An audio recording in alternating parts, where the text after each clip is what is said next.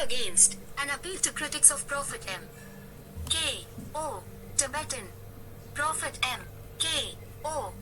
Tibetan, the renowned shepherd of Alasha Parish in Lagos, Nigeria, has garnered both admiration and criticism for his bold, fearless approach to leadership. His reputation as a man of unshakable integrity, one who calls out sin and injustice without regard for social status or power, has earned him a unique place within the Christian community and beyond.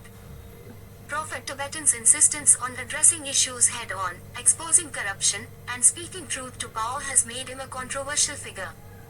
Yet, it is precisely these qualities that have made him a valuable asset in Nigeria's spiritual and social landscape. Ironically, the strongest opposition to Prophet Tibetan seems to come not from the secular world, but from within the Christian leadership community itself. His fellow religious leaders have often been the most vocal in criticizing him, even going so far as to attempt to tarnish his reputation. This essay seeks to advise these critics to reconsider their stance and to advocate for a cooperative spirit rather than an adversarial one. Nigeria and its Christian community stand to gain far more by working with Prophet Tibetan rather than against him. The need for bold leadership in Nigeria. Nigeria is a country fraught with significant challenges. Corruption, inequality, poverty, and moral decay are just some of the issues plaguing the nation. In times like these, it is leaders with the courage to speak the truth, no matter the consequences, who are most needed. Prophet Tibetan is such a leader. His fearlessness in exposing wrongs, even when it puts him at odds with the powerful, is reminiscent of the Old Testament prophets who were tasked with delivering God's messages to a people who often did not want to hear them. Like those prophets, Prophet Tibetan's mission is not to win popularity contests but to serve a higher purpose, to bring about spiritual and social renewal in Nigeria. The criticism that he faces from fellow Christian leaders is, therefore, troubling.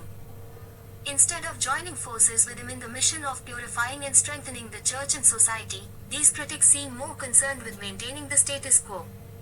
They may fear that Prophet Tibetan's uncompromising stance will expose their own failings or challenge their positions of influence. However, the church, as an institution, is not called to protect its own interests but to be a moral beacon for society. To fulfill this role effectively, it needs leaders like Prophet Tibetan who are willing to call out sin and corruption, even when it is uncomfortable. Embracing accountability in the church. One of the main sources of tension between Prophet Tibetan and other Christian leaders is his unapologetic approach to calling people out by name. Many view this as divisive or overly confrontational. However, accountability is a cornerstone of Christian doctrine. The Bible teaches that spiritual leaders are held to a higher standard and must be willing to accept correction when they fall short. In 1 Timothy 5:20, Paul writes, "Those who sin are to be rebuked publicly, so that the others may take warning." Prophet Tibetan's willingness to rebuke publicly, even when it involves prominent figures, is not a sign of disrespect but a commitment to biblical principles. Rather than seeing his actions as an affront, other Christian leaders should view them as a necessary function of accountability.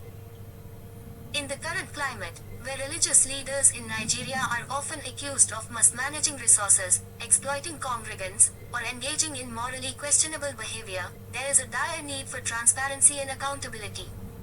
By working with Prophet Tibetan, Christian leaders can foster a culture of openness and ethical leadership within the church. Critics who view Prophet Tibetan as a threat to their authority are missing the bigger picture. A church that is purified and aligned with its divine mission will ultimately be stronger and more respected.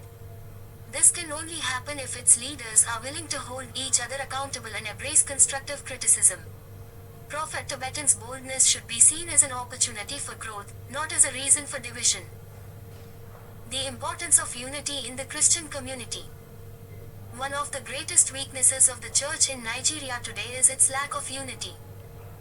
Denominational divisions, power struggles, and competition for influence have undermined the church's ability to present a united front in addressing the moral and social issues facing the nation. This is a tragedy, given that Jesus Christ himself prayed for unity among his followers in John 17:21, saying, "That all of them may be one, Father, just as you are in me and I am in you. May they also be in us so that the world may believe that you have sent me." Quote. The infighting among Christian leaders, particularly the efforts to discredit Prophet Tibetan, serves only to weaken the church's witness to the broader society. When the church is divided, it becomes easy for those outside of it to dismiss its message as irrelevant or hypocritical. Instead of tearing each other down, Christian leaders should be working together to address the spiritual and societal crises that are tearing Nigeria apart. Prophet Tibetan's critics should not see him as an enemy but as a partner in the larger mission of restoring Nigeria. By aligning their efforts with his, they can present a more united and effective voice in calling for moral reform and social justice. The divisions within the church only serve to distract from the real issues that need to be addressed. Working together, Christian leaders can achieve far more than they ever could alone. Harnessing Prophet Tibetan's strengths for the greater good. Prophet Tibetan's greatest strength lies in his courage to speak the truth, regardless of who is listening. This is a rare quality in a world where many are more concerned with maintaining their image or avoiding controversy. It is precisely this strength that Nigeria needs in its spiritual leaders. His detractors may view his methods as too abrasive or confrontational, but there is no denying the impact he has had in challenging complacency and calling out corruption. Rather than focusing on his perceived shortcomings, Christian leaders should be asking themselves how they can harness Prophet Tibetan's strengths for the greater good.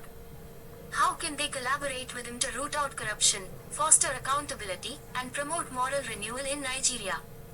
How can they support his efforts while offering their own insights and perspectives to ensure a balanced and effective approach? Working with Prophet Tibetan does not mean abandoning one's own identity or compromising one's principles. It simply means recognizing that, in the pursuit of a common goal, there is room for different approaches and personalities. The Bible is filled with examples of God using individuals with vastly different temperaments and skills to accomplish his purposes. From Moses to David to Paul, God often chooses unlikely leaders to carry out his plans. Prophet Tibetan's unique qualities may be exactly what Nigeria needs at this moment in its history. Conclusion: a call for cooperation. The time has come for Prophet M. Quote, O. Tibetan's critics to reconsider their opposition and to embrace a spirit of cooperation. The challenges facing Nigeria are too great for the church to be divided. By working together, Christian leaders can leverage their collective strengths to bring about the spiritual and social renewal that the nation so desperately needs. Prophet Tibetan's boldness, while sometimes uncomfortable, is a gift to the church and to Nigeria. His commitment to truth, accountability, and moral integrity should be celebrated, not condemned.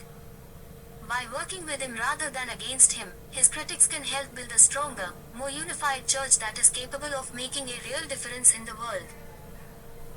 In the end, Nigeria will be better for it, and the church will fulfill its divine mandate to be a light to the nations.